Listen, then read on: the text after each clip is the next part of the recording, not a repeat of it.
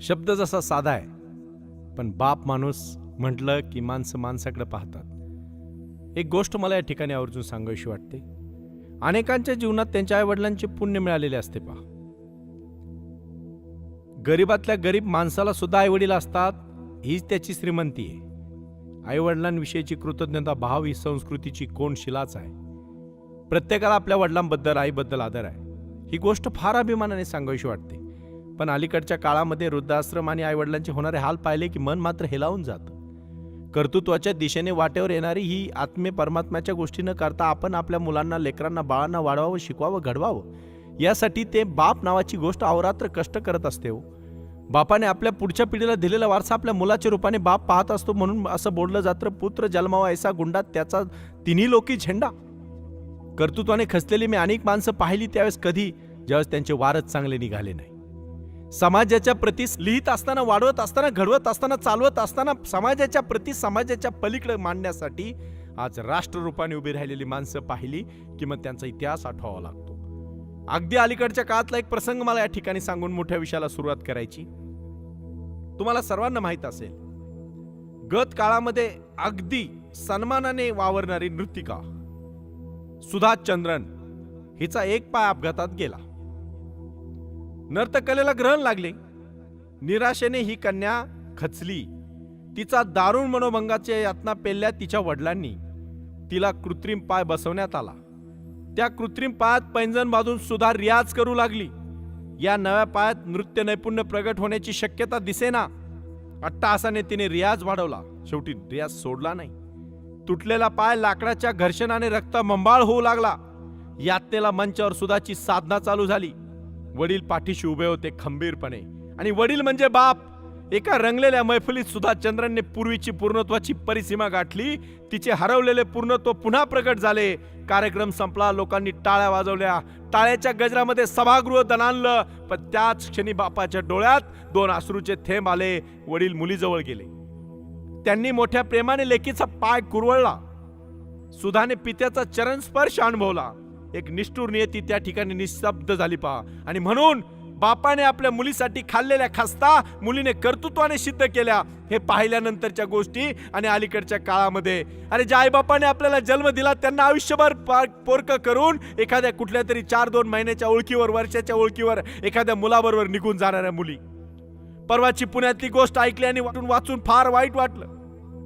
इथे पुण्यात 3 वर्ष कॉलेजला शिकत असणारी मुलगी एका मुलाबरोबर लग्न झाले म्हणून एका रूम मध्ये राहत होती आणि तिचा नंतर खून झाला, हत्या झाली. अरे आईवडिलांचे संस्कार हे असतात का? तो बाप बिचारा शेतात कष्ट करून, रात्रीचा दिवस करून 1-1 रुपया एसटीने पाठवत असताना जाणीव झाली पाहिजे आपण इथे कशासाठी आलोय. भावनिकतेने बोलत नसून कर्तृत्वाची दिशा जर तुम्हाला ठरवायची असेल तर त्या बापाला आठवलं पाहिजे. डॉक्टर बाबासाहेब आंबेडकरांनी सांगितलेला प्रसंग आज या ठिकाणी आठवतोय. बाबासाहेब आंबेडकरांचा व्यासंग दांडगा होता. लहानपणापासून पुस्तकं वाचायची सवय होती, आवड होती, पण परिस्थिती गरब होती. बाबासाहेबांच्या वडिलांनी ठरवलं, काही झालं तरी भिवाला माझ्या मुलाला पुस्तकं कमी पडून द्यायची नाही. जिथे मिळेल तिथून त्यांनी पुस्तकं घेतली. त्यावेळेसचा प्रसंग आहे. सयाजीराव गायकवाडांनी त्यांना बडोद्याच्या संस्थानामध्ये नोकरी दिली. पगार मिळायला लागला, पण कोणी राहायला खोली द्यायना. शेवटी महाराजांना सुद्धा एवढा मोठा महाराज पण खोली देऊ शकले नाही. शेवटी त्यांनी ती शिष्यवृत्ती घेतली, परदेशात जाण्याचं ठरवलं आणि घरी आले. वडिलांनी सांगितलं असा असा प्रसंग. वडील म्हणले, अरे मी तुला तिथे नोकरी करण्यासाठी थोडंच घडवलंय. भाऊसाहेब, या राष्ट्राला तुमची गरज आहे आणि तुमच्याकडे ज्ञान आहे, ते जगासाठी आता तुम्ही वापरलं पाहिजे. मला त्याचा अभिमान आहे. आणि मग तो प्रसंग या ठिकाणी आठवला. आपल्या मुलीचं लग्न झालं, तिला दागिने थोडेफार घातले रामोजी बाबांनी, आणि मग 4-8 दिवसांनी लगेच तिच्या घरी गेले आणि सांगितलं, मुली तू दागिने वापरत नाहीयेस, तसेच घरात ठेवलेत, मला दे. आपला बाबासाहेब खूप वाचतोय ग, त्याला तुझे दागिने विकून मी पुस्तक आणून देतो. बाप गेला तिथे मुलासाठी. 4 दिवसापूर्वीची अजून हळद सुद्धा तिच्या हाताची फिटली नव्हती. त्या मुलीकडे जाऊन तिला दागिने परत मागितले फक्त पुस्तकं घेण्यासाठी. अरे आता तुम्हाला एवढी पुस्तकं इंटरनेट पासून मार्केटमध्ये अवेलेबल आहेत. किती मुलं पुस्तकं वाचतायत, विचार करायची गोष्ट आहे. आणि किती बाप आपल्या मुलाला पुस्तक आणून देत आहेत, हाही दुसरा विचार करण्याची गोष्ट आहे. सांगड अशा पद्धतीने घातली जाते. माणसं येतात, माणसं जातात, कर्तृत्वाची माणसं मात्र शिल्लक राहतात. उगच नाही बाबासाहेब आंबेडकर घडले. किती डिग्री त्यांच्याकडे, वडिलांनी दिलेले संस्कार त्यांनी आपल्या आत्मसात केले आणि मग त्यांनी या राष्ट्राचे एक पुनरुत्थान करण्याचं कार्य केलं. हे या ठिकाणी मला आवर्जून सांगायचे. अशा प्रकारच्या अनेक गोष्टी आपल्याला सांगता येतील. शिवाजी महाराजांना त्यावेळेस मुघलांच्या राज्यात आपले वडील कार्य करतायत हे ऐकलं आणि कळलं. महाराजांनी आपल्या राष्ट्राला आपल्या आईसाहेबांच्या आपल्या गुरुदेवांच्या आदेशाने राष्ट्र उभं केलं. पण त्यावेळेस वडिलांनी दिलेली प्रेरणा काही कमी होती. अलीकडच्या काळामध्ये बाप ही संकल्पना सहज बोलता येऊ शकते. कोणाच्या जीवनावर आईचा तर कोणाच्या जीवनावर तुलनेने वडिलांचा प्रभाव जास्त असतो. जन्म हे अवस्थेपूर्वी माणसाला पाय फुटेपर्यंत आईच्या पुढ्यात ते असतात, वडिलांच्या पुढ्यात असतात. ज्या वयात आधाराशिवाय जगता येत नाही त्या वयात एकमेव आधार असतो तो म्हणजे आईचा आणि वडिलांचा. पुढे वाढीच्या वयात घर मागे पडते, आई घरात असते, वडील थोडे बाहेर असतात म्हणून काही लोकांचं वडिलांशी अटॅचमेंट कमी आहे. पण असं म्हटलं जातं मोकळ्या मैदानावर उघड्या जगात सामाजिक संदर्भात वडिलांची सोबत घडू लागते. मुलाच्या नावापुढे वडिलांचे नाव लिहिले जाते, कमीत कमी भारतात तरी. आईने वडिलांचे नाव, आपण ज्याला म्हणतो ना आडनाव, ते सोडून आपल्या नवऱ्याचं नाव स्वीकारलेलं असतं. वडिलांनी वाडवडिलांचे नाव हे आडनाव म्हणून स्वीकारलेले असते. ते मुलांपुरते वडिलोपार्जित ठरते. तेवढं आपल्याला मिळतं पा. हा, ते वाढवायचं का खाली न्यायचं तुम्ही ठरवायचं. आईच्या नावापुढे पदवी असेलच असे नाही, तिला नोकरी बहुधा नसतेही. पण एक लक्षात ठेवा, तिचे वेगळे उत्पन्न नसते. आपल्या वेगळेपणाचा त्याग करून मोकळेपणाने घरासाठी सर्वस्व समर्पित करणारी घरवेडी आई ही गृहदेवता असते, गृहलक्ष्मी असते. तिच्याकडे कोणाचे लक्ष नसले तरी तिचे मात्र सर्वांकडे लक्ष असते. कुठून येते बळ तिच्यात? बहुतेक तिच्या आईकडून प्राप्त होणारे मातृधन नव्हे का हो? अलीकडच्या काळामध्ये 2018 मध्ये विश्वसुंदरी ठरणारी ती मानुसी चिल्लर तिने सांगितलं. शेवटचा प्रश्न तिला विचारला की या त्या राष्ट्रामध्ये सर्वात जास्त पगार कोणत्या व्यक्तीला दिला गेला पाहिजे. तिने त्या ठिकाणी नम्रतेने सांगितलं आईला दिला गेला पाहिजे.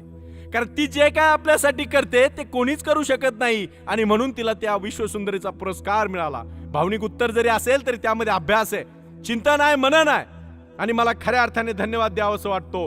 शिवछत्रपतींनी त्यांच्या आईने जाणता महाराष्ट्र निर्माण करण्यासाठी घडवलं. जिजाबाई जगात नसत्या तर मराठ्यांच्या इतिहासाला स्वराज्याचा अंकुर फुटला नसता. हे वाक्य मात्र मी या ठिकाणी सांगतो. अरे साने गुरुजींनी आईची भारत मातेच्या रूपात पाहिली. आपल्या आईला त्यांनी गुरूंचे दैवत मानले. गुरुजी आईमुळे मातृ स्वभावी आणि मातृ सुस्वभावी झाले. म्हणजे मातृहृदयी झाले आणि पुरुष असून सुद्धा स्त्रीची भूमिका म्हणजे साने गुरुजी या नावाने त्यांनी आईच्या वात्सल्याने वसतिगृहातल्या मुलांचं सर्व केलं, सर्व केलं. अमळनेरच्या वसतिगृहात जेव्हा मुलं शाळेत जायची तेव्हा गुरुजी त्यांचे कपडे धुवायचे, त्यांना घडवायचे, त्यांना शिकवायचे. कारण प्रत्येक क्षणात त्यांनी आई पाहिली म्हणून श्यामची आई उभी राहिली आणि श्यामच्या आईवर आचार्य अत्रेंनी चित्रपट केला. त्याला पहिलं सुवर्ण कमर मिळालं. विचार होता, प्रेम होतं, वात्सल्य होतं, आईचा त्याग होता, समर्पण होतं आणि या पलीकडे जाऊन पाहण्याची दृष्टी होती. हे मला या ठिकाणी सांगावंसं वाटतं. स्वामी विवेकानंदांचा इतिहास सर्व जगाला माहित आहे. स्वामी जेव्हा परदेशातून आले त्यांची मिरवणूक सुरू झाली. कलकत्त्याच्या त्या प्रांगणामध्ये मिरवणूक चालू असताना त्यांना कोणीतरी सांगितलं, नरेंद्रा, अरे तुझी आई तुझी वाट पाहती रे. स्वामी रथातून खाली उतरले, आईजवळ गेले, आईच्या पायाजवळ गेले, आईचा पदर डोक्यावर घेतला आणि सांगितलं, आई तुझी खूप आठवण येत होती ग मला. आणि 3 वर्ष मी राहिलो त्या ठिकाणी, मला तुझी क्षणाक्षणाला आठवण आली. आज तुझा नरेंद्र तुझ्या पदराखाली, आई तुझ्या पदराखाली आहे. आता मी तिन्ही जगाचा एक वेगळा महान माणूस झालोय. अरे म्हणून तर ती मन प्रगत झाली. स्वामी तिन्ही जगाचा आई विना भिकारी. संकल्पना एवढी मोठी आहे, विचार एवढा मोठा आहे. ईश्वरचंद्र विद्यासागरांच्या आईने पत्र पाठवलं, मला भेटायला ये. त्या क्षणाला सुट्टी मिळाली नाही. प्राचार्यांच्या टेबलवर त्यांनी आपला राजीनामा लिहिला आणि त्या सुसाट वेगाने तो मुलगा निघाला. पुढे नदीला पूर आला तर नदीत उडी मारली, पुराचं पाणी पार केलं. पुराला त्याची ओढ होती, ईश्वरचंद्र विद्यासागरांना आईची ओढ होती.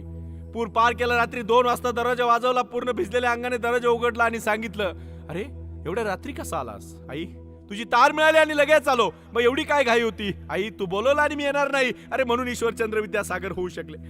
एवढे मोठं कार्य करणारी राष्ट्रप्रेमी माणसं या राष्ट्राने पाहिली, समाजाने पाहिली. त्यांची आई मोठी होती, आपली आई छोटी थोडीच आहे. तुमचं कर्तृत्व मोठं झालं, तुमच्या आईला सुद्धा जगात सन्मान मिळेल. तुम्ही कर्तृत्वाने मोठं व्हा. ही वाक्य या ठिकाणी मला आवर्जून सांगायचंय. कोण कोणत्या परिस्थितीतून येतो, कोण कसा घडला जातो, कोण कसा घडवला जातो, याबद्दल मला दुविधा बोलायचं नाही. पण एक गोष्ट मात्र नक्की लक्षात ठेवा, ज्या ज्या महापुरुषांनी जे घडली त्यांच्यामध्ये त्यांच्या आईचा आणि वडिलांचा सिंहाचा वाटा आहे. ही गोष्ट विसरून चालणार नाही. आज बारकाईने पाहिलं तर एक वडील या नावाचं पद फार मोठं आहे. कितीतरी व्यक्तींच्या जीवनाला दिशा देण्याचे काम वडिलांनी केले आहे. डॉक्टर बाबासाहेब आंबेडकरांचं मी आता तुम्हाला उदाहरण दिलं. ते म्हणले तू गरीब राहिला तरी चालेल, पण विचारवंत हो, विद्यावंत हो, शीलवान हो, ज्ञान आणि चारित्र्य हीच खरी शक्ती. डॉक्टर आंबेडकरांच्या आयुष्यात सुपारीचे खांड सुद्धा त्यांनी तोंडात टाकले नाही. परदेशात गेले, विद्यापीठात शिकले, त्यांनी मद्याला थेंबालाही हात लावला नाही. ग्रंथाच्या उपासनेत ते एवढे गडून जात की एखाद्या लावण्यवतीने त्यांचं लक्ष वेधण्याची निश्चयाने जवळून गेली तरी त्यांचे लक्ष तिच्याकडे जात नव्हते. त्यांच्या बालपणी सायंकाळच्या उपासनेत वेळी मुलांना जवळ घेऊन कबीराचे दोहे ऐकण्याचे रामजी बाबा हे एक सेनाधिकारी आणि लष्करी शाळेचे प्रमुख होते. मुलाला घडवण्यात त्यांचा सिंहाचा वाटा होता. आत्ताच्या वडिलांनी आपल्या मुलांना घडवलं पाहिजे. बाह्य गोष्टींना जास्त वेळ न देता खऱ्या अर्थाने त्यांना अंतर्मुख केलं पाहिजे. विचार करायला लावला पाहिजे. बाबांना तुमचं लक्ष कुठं आहे, तुम्ही कशा पद्धतीने जगता, कशा पद्धतीने वागता, याही गोष्टींचं तुम्ही सांगड घातली पाहिजे. हे आता या ठिकाणी शिकवायची वेळ आलेली आहे. रसिक, ज्ञानी, कलाप्रेमी, निर्भय विचारवंत, विधी तज्ञ स्वामीजी एक लक्षात ठेवा. बाबा तुम्ही माझ्यासाठी मागे काय ठेवले? जे मिळवता ते तेवढे वाटून टाकता, शेवटी माझे हात मोकळे. यावर वडील मुलाला म्हणाले, जवळच्या आरशापुढे उभा राहा आणि पहा, मी तुला काय दिले ते तुझे प्रतिबिंब सांगेल. स्वामीजींची बुद्धिमत्ता, त्यांचा आत्मविश्वास, त्यांची धडाडी हेच त्यांच्या वडिलांचा वारसा होता. समाजामध्ये अशी अनेक मंडळी आहेत, आपल्या वडिलांच्या पावलावर पाऊल त्यांनी ठेवलं आणि कर्तृत्वाची पुढे पताका त्यांनी तेवत ठेवली. मला राष्ट्रप्रमुखाचा उल्लेख करायचा आहे, परंतु काही मंडळी त्याचा विपर्यास करतात. वडिलांनी किती संपत्ती ठेवली यावर वडिलांचं कर्तृत्व सिद्ध करतात. अरे वडिलांनी तुम्हाला घडवलं, जन्म दिला, हे काही कमी आहे? एक लक्षात घ्या, टिळकांचे वडील हे व्यासंगी होते. म्हणजे अगदी लहानपणी बाणाची कादंबरी वाचायला मागितली. वडील म्हणाले, तुला एवढी समज नाही, पण हे बघ, हे अवघड गणित सोडून दाखव, मग देतो तुला ते पुस्तक. गणित फारच अवघड होते, मुलाला ते सुटणार नाही वडिलांची खात्री होती. पण मुलाने गड जिंकला, ग्रंथ हस्तगत केला. लोकमान्यांचे वडील त्यांच्या संस्कृत भाषेवर प्रभुत्वामुळे गंगाधर शास्त्री म्हणून गौरवले गेले. वडिलांचे ते ग्रंथवेड मुलाच्या वृत्तीत भिनले आणि जगाच्या वाट्याला पुन्हा गीता रहस्य आले. आधी पेरावं लागतं, मग उगवतं. बीचं झाड होतं, झाड झालं की जंगल होईल पा, आणि पूर्ण पृथ्वी हिरवीगार होऊन जाईल. पण ते बी पहिलं रुजवलं पाहिजे. बी म्हणजे झाड नाही, झाड म्हणजे जंगल नाही, पण प्रत्येकाने आपल्या क्षमतांचा विकास केला पाहिजे. मला आठवतंय माझा प्रसंग या ठिकाणी मला आवर्जून सांगावासा वाटतो. पारनेरच्या कॉलेजमधून 11वी पास झालो. वडील सुप्याला सोडायला आले, सांगितलं पुण्याला चाललाय. मला बाकीचं माहित नाही, पण पुण्यावर तुझं काम करत असताना ज्ञान घेण्यासाठी कधी थांबू नको. आजही मी 9 डिग्र्या घेतल्यानंतर 10वी आणि 11वी डिग्रीच्या तयारीत आहे. माझ्या वडील शिकले कमी, पण त्यांनी आम्हाला दिलेलं शिक्षणाचा वारसा कधी आम्ही विसरणार नाही. शिक्षणाच्या पलीकडे त्यांनी सांगितलेली गोष्ट मला आठवतीये, शिक्षण हे तुम्ही घ्या. आणि मग कुसुमाग्रजांची ती कविता नेहमी लक्षात राहिली. खिशाकडे हात जाताच हसत हसत उठला, पैसे नको सर जरा एकटेपणा वाटला. मोडून पडला संसार तरी मोडला नाही कणा, पाठीवरती हात ठेवून नुसते लढमणा, पाठीवरती हात ठेवून नुसते लढमणा. ही परंपरा आली कुठून? ज्ञानाच्या या सागरामध्ये तुम्ही घडत असता, वाढत असता, चालत असता. टिळकांनी त्यांचे विचार त्यांना वडिलांनी स्वीकारले.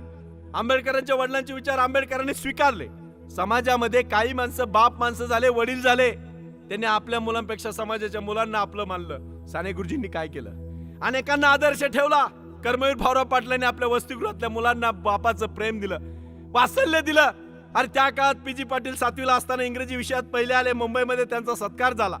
हे अण्णांना बातमी कळली. अण्णा वसतिगृहात गेले आणि सांगितलं, बाबांनो माझा पांडू या झोपडीत राहून मुंबईला हरून आलाय, आज पेढे वाटा. मुलं म्हणले, अण्णा पेढे कुठून वाटायचे? अण्णांनी त्यांच्याकडे पाहिलं आणि भाकरी, शिळ्या भाकरी एकत्र करून त्या पाण्यात भिजवून गुळ घालून त्याचे पेढे वाटले. आणि अख्ख्या गावाला त्यांनी ठणकावून सांगितलं, माझ्या पांडूनी या झोपडीत राहून मुंबईचा पराभव केला. हे ज्ञान आलं कुठून?